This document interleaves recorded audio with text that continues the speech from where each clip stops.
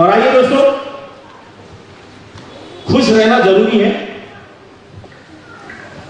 जो देता है वो दाता है, जो लेता है वो गरीब है। जो देता है वो दाता है, जो लेता है वो गरीब है। दोस्तों, आपको नहीं लगता कि सूरज, चांद, जमीन, पानी, हवा, ये लगातार कितने सालों से, वर्षों से देते आ रहे हैं। और जब ये दे रहे हैं सबको, इनकी निरंतरता में, इनकी प्रखरता में, इनकी तेजी में आज तक कुछ भी कमी नहीं हुई है। और हम हैं कि सवेरे से शुरू हो जाते, चाह नहीं मिला, पानी नहीं मिला, ये नहीं मिला, पैसा नहीं मिला, इसने ऐसा कर दिया, इसने ऐसा कर दिया, मकान ले लूं, घर ले लूं। हम सिर्फ लेने की बात करते हैं। जो देता है वही दाता है। और ये एक आज के प्रोग्राम में मैं आपको वो बताने जा रहा हूं दोस्तों, ये एक रहस्य है। और रहस्य क्या है कि जो लोग ये रहस्य समझ गए कि जो देता है वो दाता है, जो लेता है वो गरीब है। अब जो देता है वो दाता है कैसे? कि जिन्होंने इस रहस्य को समझ लिया कि हमारे पास जो है, जो हम दे सकते हैं वो हम देंगे, वही हमें आगे ले जाएगा। तो जिन्होंने इस रहस्य को समझा वो आगे गए। भगवान कृष्ण थे जिन्होंने अपने लिए कभी कुछ नहीं कहा, अपने लिए कभी कोई राजपाट नहीं मांगा। उनकी पूरी जिंदगी उन्होंने दूसरों के लिए अर्पित की। वो जिंदगी में इतनी मुश्किलों में, जब वो पैदा हुए तो जेल में पैदा हुए, बड़े हुए तो गोकुल में, वहां से बड़े हुए तो कंस ने मथुरा में बुला लिया।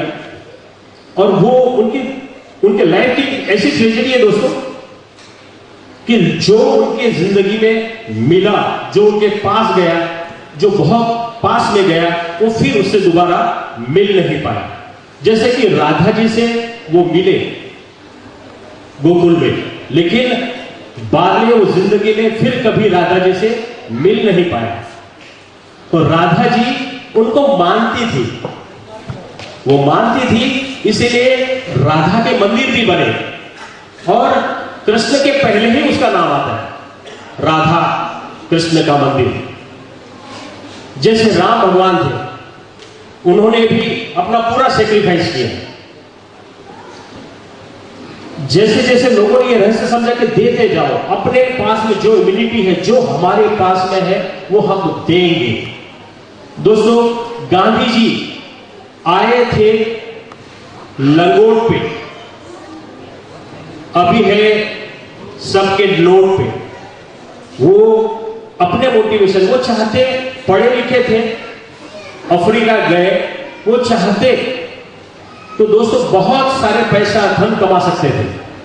लेकिन उन्होंने वो ना करके देश को बढ़ाने के लिए, आगे इस देश को स्वतंत्रता प्राप्त होनी चाहिए, उसके लिए उन्होंने कोशिश की और उन्होंने देश को आजाद कराया।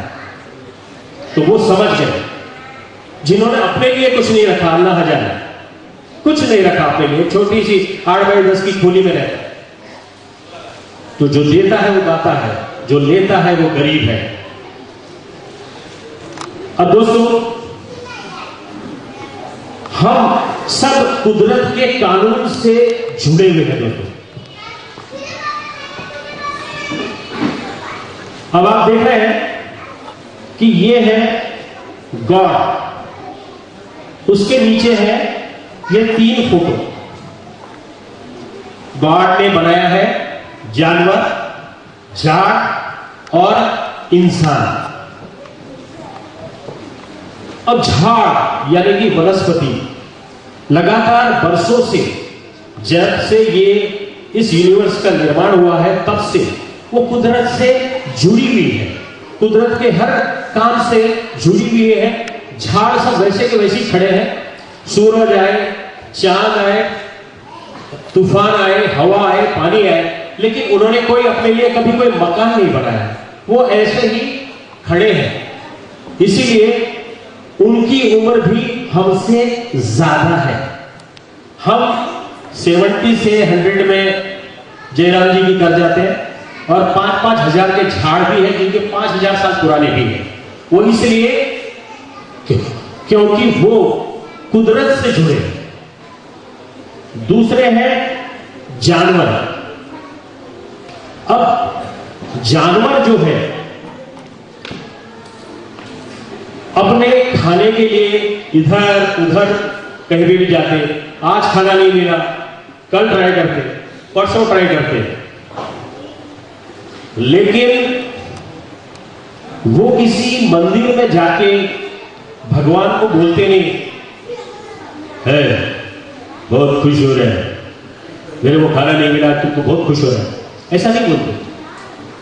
फिर ट्राई करते, फिर ट्राई करते और अल्टीमेटली 2 दिन 3 दिन 4 दिन 5 दिन 6 दिन उनको खाना जरूर मिलता है, क्योंकि जिसने पैदा किया है वो उसकी रोजी रोटी भी देगा।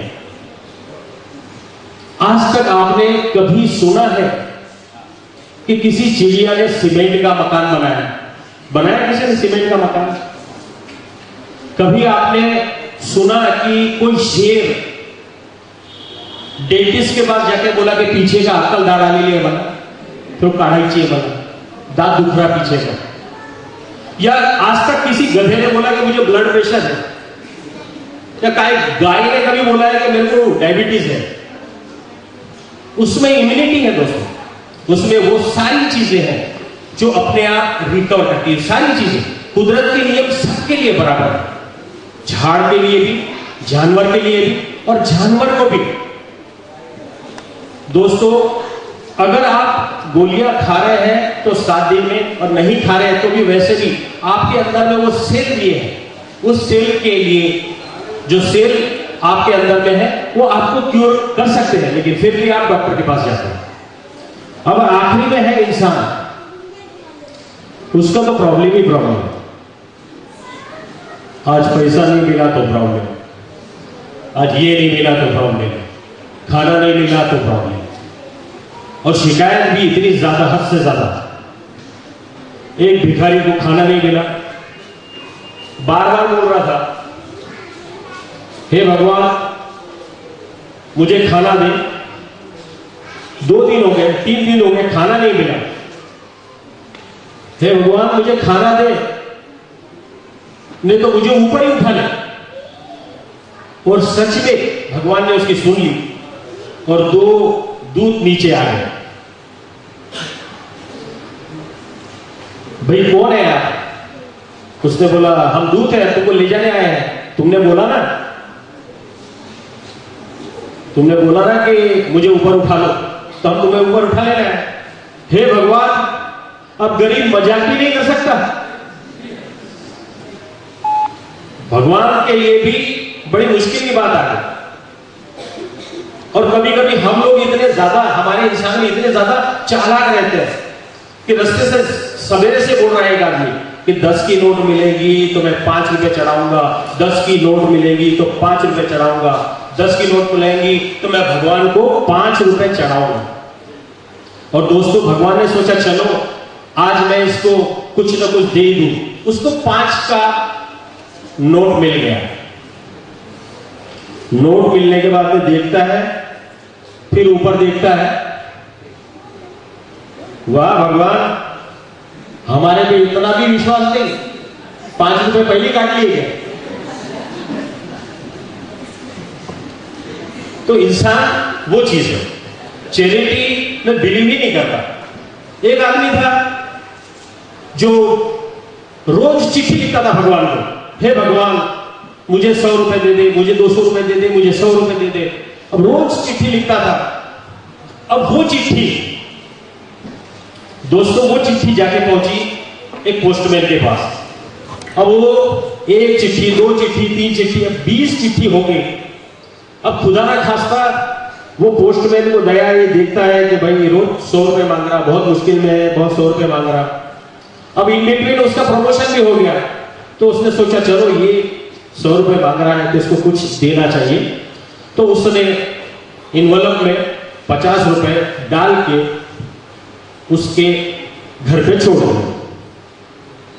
7-8 दिन के बाद में फिर से चिट्ठी आई, लिखा था, हे भगवान, आप तो बहुत दयालु हैं, मैं जानता हूं आप कृपा निधान है, लेकिन मैं क्या बताऊं आपको, ये पोस्टमैन लोग होते हैं, ये बहुत चोर होते हैं। ये 100 रुपए भेजा होगा आपने, ये 50 रुपए इसीलिए निकालिए। तो बताओ दोस्तों कि जब वो, उसकी मानसिकता ऐसी होगी, जब अंदर से वो ये सोचेगा, भगवान पे बिलीव ही नहीं करेगा, तो कौन चैरिटी में बिलीव करेगा?